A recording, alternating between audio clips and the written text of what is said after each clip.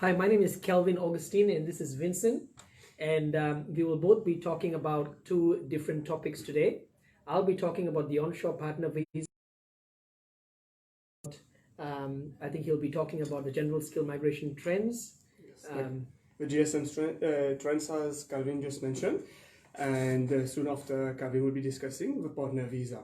So, without further ado, I'll just introduce myself. As mentioned by Calvin, my name is Vincent, migration agent working here at Aussizz, and my MRA number is 1792547.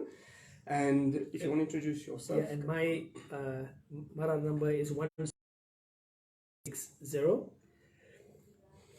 So we're going to discuss, just to give you a heads up, Kevin will be discussing the partner visa,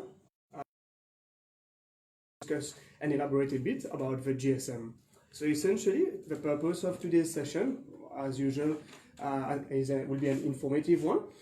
I'll be presenting some stats and obviously some facts and figures, so as to give you an indication as to when you can expect, maybe your invitation, or to get a bit more to know.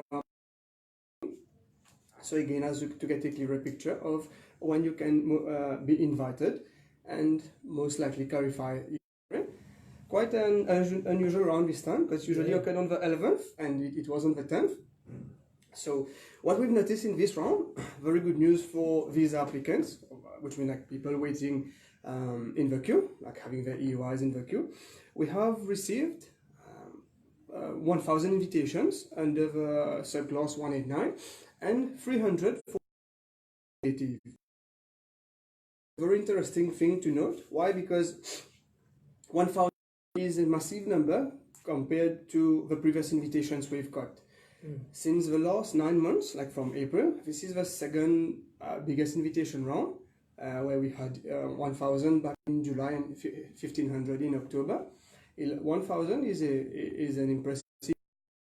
The direct impact consequence of having 1,000 is obviously the department issues more invitations, which means that more people with lesser points are invited. We have people waiting, with 100, 105 or 95 points.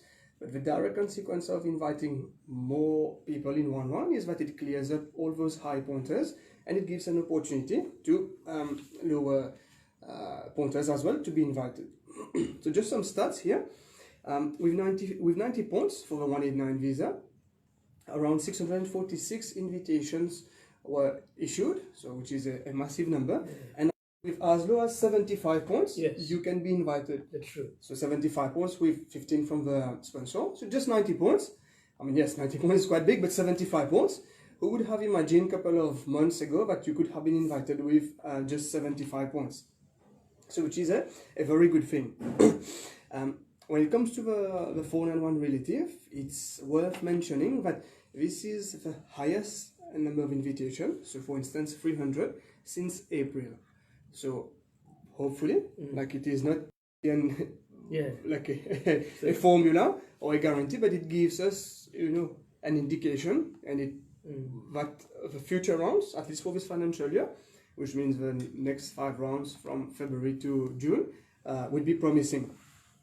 And what is worth mentioning as well in terms of stats, if we just add up all the invitations that have been, gathered so far for those first 7 months, the department has invited around 4,000, 4,100, has issued around 4,000 to 4,200 invitations. What does it mean? It means that out of those 16,000, it's roughly 25% that have been invited. Again, it doesn't mean that they will be inviting the remaining 12,000, but it gives you hope or waiting in the queue that you have got a high chance, like good potential, to be invited in the coming months. While again, it is not a guarantee, right, that the points will keep on decreasing, what will at least will remain at 90. It is a good indication that what's happening, and hopefully that you can expect an invitation with lower points. So before we move on to the next topic, now that we've covered how many points are required to be invited, I guess we've got a couple of accountants here, I guess you do have a couple of accountants as well. So sitting at 85 and exactly. 80, so if you're an accountant, you're just wondering, okay, when can I be invited? You might be aware that for the 189 visa, you require 95 points at this stage. And for the 491 relative, unfortunately, we haven't received any invitation. So as the stats show as well, no invitation have been issued if you are an accountant under the 491. As an indication, to give you a clue, we have a couple of clients with 105 points, which means 90 plus 15, who haven't been invited, unfortunately. So one important thing to note out of this is January has been a good month, right? I mean, for people waiting. Yes. Right? At least it looks more promising and better compared to, I would say, the obscure months from the last 6 months. And yes, if it follows the same trend, we can expect good number of invitations to be issued in the coming months. And also as a direct consequence, hopefully the points will drop. What we expect from February, for February, is tentatively that the points for accountants will drop to 90. If not February, let's hope until April at least. Right? So if we get a decent number of invitation, or let's say if that figure, jumps up to like 1,500 or even 2,000, definitely we'll be having more invitations. So before passing on to Calvin now, I will cover an important point, which is about the traffic light bulletin. I assume quite a few people have got concerns or have heard about this. Like, it's about the skilled migration occupation list review. It's worth mentioning that this is just like an indicative document at this stage. It is not a decision of the government, but what is of, I would say, of utmost importance here is at least so that for you guys as student or potential student, that you can choose wisely, like what course to go for. Okay, let's start with one of those major updates about the removal of occupations. Yeah. So essentially, removal of occupations here, Calvin, it's occupations that are being removed, from either the RL, the STSOL, or the MLTSSL.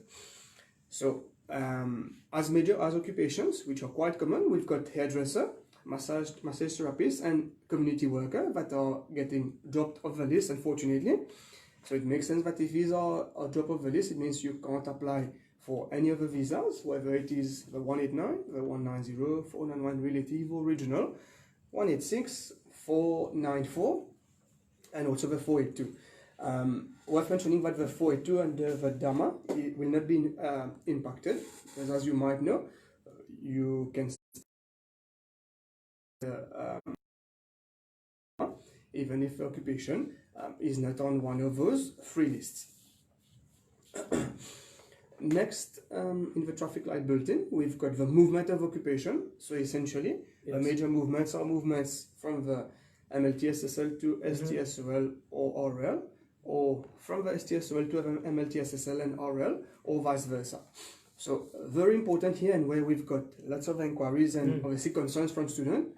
We've got lots of students, Calvin, who who study trade courses, right? Yes. Amongst others, you've got automotive electrician, motorcycle mechanic, painting trades worker, like painters, and also a wall and floor tiler. So unfortunately for you guys, if you are considering to study this, or if you are already halfway, or let's say you have started studying those courses, those occupations moving from the MLTSSL to the STSOL. What does it mean? It doesn't mean that, yes, you don't have any visa options, no PR options, right? Well, unfortunately, yes. If your occupation is on the short-term list, it's synonymous that you have got access to fewer visa options. Amongst others, only the 190 and the 491 regional as most common.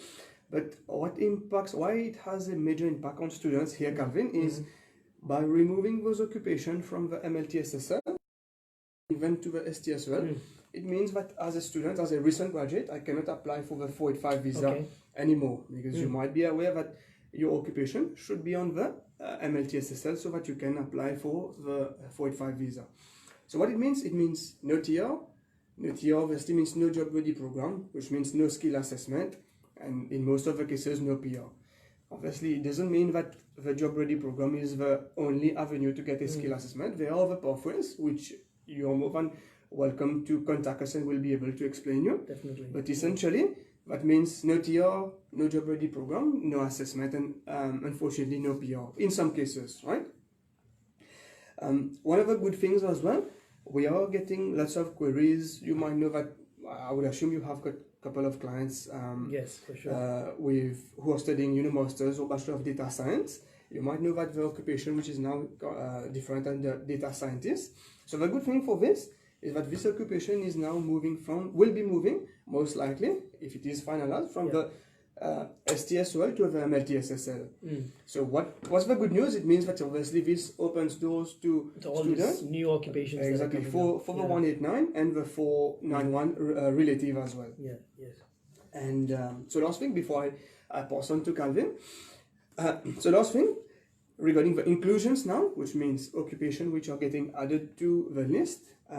Here we've got a couple of them added to the, most likely that will be added to the STSOL, which are health related occupations. We've got aged or disabled carer, nursing support carer, and also personal care assistant. That being taken off.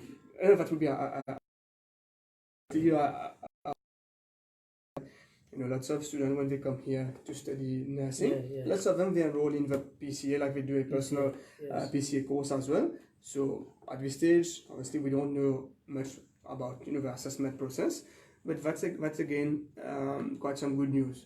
So I would say as a whole, it's a blend of good and obviously bad news. It's not always good news, unfortunately. But again, if you've got the right advice, at least you can plan ahead and consider what's best for you guys. Sure. So if there is anything that was maybe unclear or you would like to seek further information, do not hesitate to contact us. I can be reached on the 0414 736 247. And Calvin as well, if you know your number. And you can reach Calvin as well. Yes. And without further ado, I'll pass on to Calvin. And yes. Yeah, we'll go from there. Thanks, Vincent. So what we'll be doing is I'm just going to touch on the partner visas that are available to onshore applicants. So applicants who are here in Australia, who are not Australian citizens or permanent residents, but who are in a relationship with a Australian citizen or permanent resident. So it could be a de facto relationship or it could be a married relationship. The visa subclass, so the subclass is 820 onshore partner visa.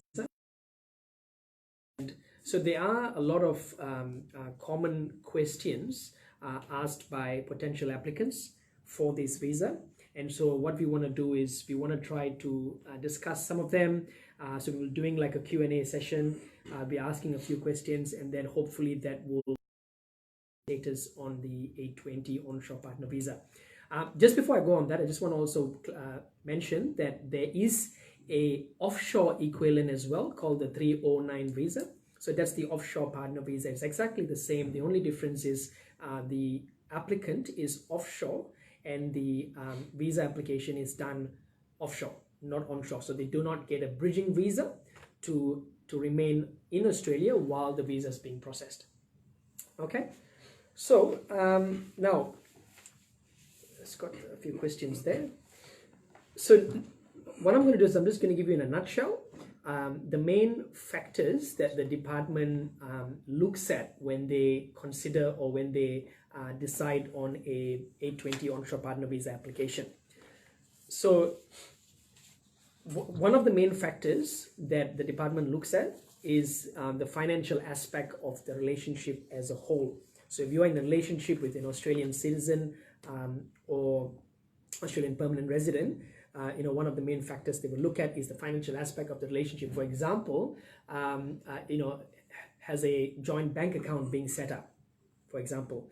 Not only a joint bank account, but also whether both parties are transacting on that bank account. So it's not just a savings account, but it's actually a transactional account. Both parties are using it. One person buys groceries on it, one person pays the bills. So that's an active account, and that shows the couple is serious in serious and genuine in the relationship, and they're both using funds from a joint bank account. So that's one of the areas that the department looks at.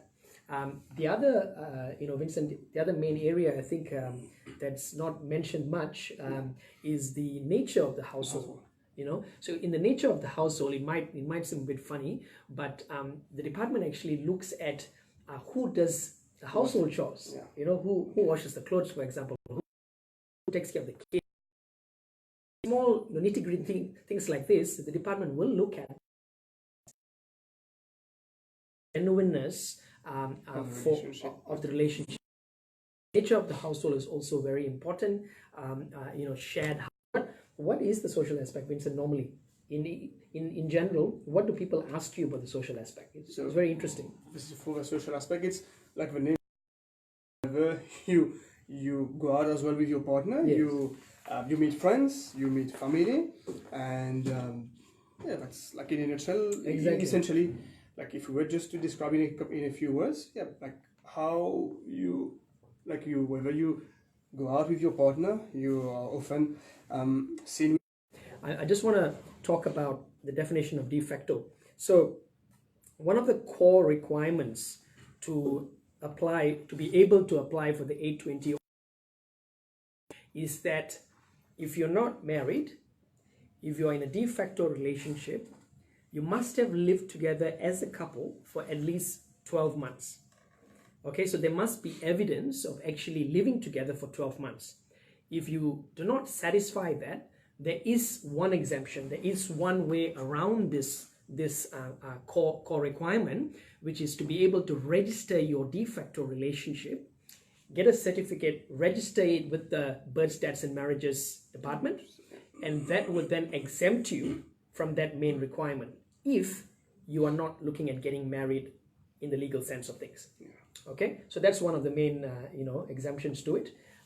Not every state has this facility where you can register your de facto relationship. So at the moment, we've got New South Wales and Victoria, and we have also got Queensland and Adelaide, where you can actually register your de facto relationship. I think that covers it. WA, Western Australia has not opened up what you call the de facto relationships yet. So if you're a resident in Western Australia, you will still not be able to register your relationship there. If you're a resident in Victoria or New South Wales, all you need is some ID, local ID, like a driver's license, something that says that you are a local resident of the state, and then you would be able to register your de facto relationship. And that exempts you from the 12 months of living together requirement. It's a good thing that, allow me to add on that, it's a good thing that he has discussed this point, because quite often, when we get partner visa inquiries, ask, okay, I have very limited evidence that we've been living together for 12 months, or in some cases, we've been together, like kind of on and off for 3-4 years. Our parents are aware of this, but we have limited evidence, like we don't have any lease agreement.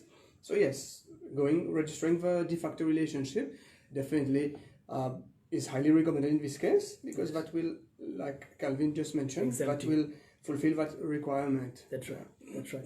So now moving on, I'll just touch on the last aspect, which builds the whole case of the onshore, of the partner visa itself and the genuineness of the applicant. So the last aspect is basically the nature of the commitment itself. So things like the duration of the relationship, how long has the couple been together, the length of time the parties have actually lived together or known each other, not just as a couple but as friends. Small things like that will all be taken into account when the case officer is actually deciding on whether to grant or not to grant the onshore partner visa or the offshore partner visa.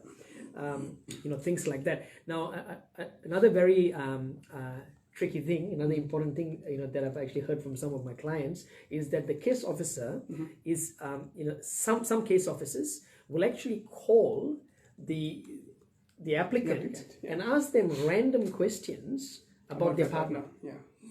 They might just ask you, what's your boyfriend's favorite color, for example, or where did they go to school in their home country, or things like that. So they might ask you random questions about your partner, just to establish and see how well you actually know exactly, yeah, your partner, and that the whole application is not a scam or a exactly. something just to blow smoke on the on the department's eyes, and and then get a permanent residency that way. So you've got to be careful of that. You've got to be aware that the case officer may call you, and so you need to know details about your partner.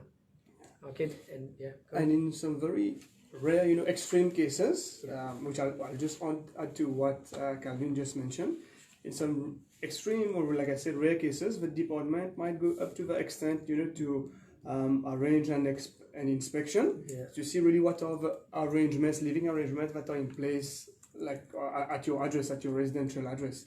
For instance, they would be looking, at really little things such as on which side of a bed your partner would be sleeping, and be checking whether, like, obviously if you're living on a permanent or day-to-day basis with your partner, they were expecting to find, things like, your personal things like obviously clothes, underwear, and, toothbrush, those kind of things. But yeah, it might seem funny, but in really extreme cases, this might happen as well. It's very interesting. Yeah. Now what we're going to do is just before we wrap up, we're just going to go through some of the most common questions asked by some of our potential and our current clients, and then hopefully that clarifies and gives you a clearer picture of the partner visa itself. Okay, Vincent, what do you think is the most common of all the questions we've got? Most of the common, amongst others, what I often get is, which is, I'm on a student visa now. Yeah. Right? I'm on a student visa. I've got my student visa for the coming, 9 months or more than a year. I have found a partner. I'm lodging my partner visa. Should I still attend classes? Like, what's happening with a bridging visa? Because essentially, as a student, we don't get, the knowledge of the understanding. For them, I've just lodged, whether it is a student or obviously holder of any other substantive visa, right? Whether I've lodged another visa, okay, I have lodged a visa. What's happening to my current visa, right? So essentially, it's good to know before he answers that question. Yes, lodging a partner visa onshore with a bridging visa in most of the cases. Without any conditions. Exactly, without any conditions. But yeah, obviously, it will be inactive. If you can take on from there now. Yeah, so the bridging visa will be inactive until your current visa, whatever visa that you're on, expires, and then the bridging visa kicks in. Once the bridging visa kicks in, it's amazing because you get access to Medicare, you get unlimited working rights. There's no conditions on your bridging visa A whatsoever. But if you do need to leave the country to go back to your own home country, you would need to apply for a bridging B. And then once you've got the bridging B, then you can leave and come back without any problem. Okay, the current processing time for the A20 is about 22 to 28 months. That's the latest that I've checked, and so you've got nearly 2 years here onshore. Unlimited working rights is perfect. So it's a visa to apply for if you are in a genuine, I must stress genuine relationship with a Australian citizen or an Australian permanent resident. Now the other question. So I've got a very interesting question here asked by one of my clients just last week actually. Yeah. So I am separated but not yet divorced from my husband. Can I apply for a partner visa with my new partner? Now, the interesting answer is yes. So you can do that. You can apply for this visa if you are in a de facto relationship with your new partner. A de facto relationship, it does not mean that you have to get registered, so you can't go down that pathway because you're not divorced yet legally, so you cannot apply for another registration legally with another partner. But when I say de facto, if you've been living together with your new partner for at least 12 months, then you can apply for the onshore partner visa as long as you've already started your divorce proceedings already and it's ongoing in court. And before the visa is granted, you need to have already obtained your divorce final certificate from the courts. If you have the final divorce certificate before it is granted, it's no problem. It will not bar you from being granted the visa. Okay, so that's the which is a very good thing. Yeah. Now, so touch that. Go ahead. So I have a question as well, which I've been asked, like an interesting case which we had a couple of months ago. Is there any circumstance or any scenario where a partner visa can still be granted, obviously, to the visa applicant, even though the relationship has ceased? It might be, for family violence, or the sponsor has passed away. Yes. Would you like to give some elaborate a bit on that? Yeah. So there are certain circumstances where it can still be granted. For example, if your Australian citizen spouse or permanent resident has passed away. And that's one of the things. That's one of the reasons. And the other reason is if there has been violence, there has been domestic violence in the relationship, verbal or mental. Does not matter, but it's got to be recorded. It's got to be like you've got to have some proof. Some evidence of it, and you must have also lodged a police report. So if you've got a psychologist report showing that you've been abused mentally, verbally, whatever, and you've also got a police report there as well, that'll be amazing, because if the relationship breaks down, you can still go to the department with all this evidence and still be granted that visa. It's just amazing, Vincent, because they have catered to all these different, circumstances where scenarios that could potentially happen to us, day in, day out. So yes, so there's been catered to that. Now, one of the other questions, this one is a very rare one, but I had this not recently, but some time back. So they asked me this. I've heard that registering a relationship. Okay, not that one. A bridging visa. This one, yes. So I had a student visa, and then applied for a partner visa. Now the department has just cancelled my student visa. Does that mean I'm now on the bridging visa that was granted when I lodged my partner visa, or not? Unfortunately, we know the answer is not the case. Yeah. Unfortunately, it's not, because the bridging visa that was issued was a result of you lodging the partner visa.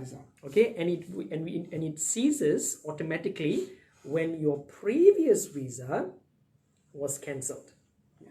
So in other words, like a visa cancellation, also unfortunately like a domino effect, all the bridging visa associated with unfinalized application will also cease when your visa is cancelled. So in this case, you find yourself here unlawful, and what's the next step from there? So what happens is you would actually need to approach the department, one of the department's offices, and obtain a bridging E. So that bridging E has no working rights, so it's not going to be the same as the bridging A. That bridging E basically comes without rights, and then you pretty much need to start making arrangements to leave the country. Yeah. So considering all the drawbacks and the inconveniences that are attracted with this visa cancellation, bridging visa E, would you suggest someone who is on a student visa and has just lodged their partner visa to keep on studying until their bridging visa starts? I think the answer is yes. I think yes. I think definitely they should just continue studying, and who knows, by the time it's done, you might finish the course. So so there's no one set answer for that. So I think we've covered pretty much. So we covered that. As I mentioned earlier, you would also be eligible for Medicare. So you get full access to Medicare from whatever country you're from. It's not just applicants from the UK and that's all the countries everywhere. So they get access to that. Can I work and study while waiting for my partner visa to be processed? Yes, you can if you're already on the bridging A. Okay, so if you're already on a bridging A, as I mentioned earlier, there's no conditions. You can work, you can study, you can do anything you want while waiting. I guess that pretty much covers the whole thing about the partner visa, and Vincent has taken care about some announcement on the GSM. So I hope you found this fruitful session. It was a bit uncommon today, where we covered both the GSM, some announcement for the migration occupation list, as well as we've touched on the onshore partner visa, the 820. So we look forward to obviously hearing from you. Definitely from you. If you've got any comments, feel free to post on this session, and we'll be returning like responding as soon as possible. Be happy to. And once again, thanks again. Thanks for listening. For listening, guys. And we hope to see you in the office very soon. Thanks. Thank you.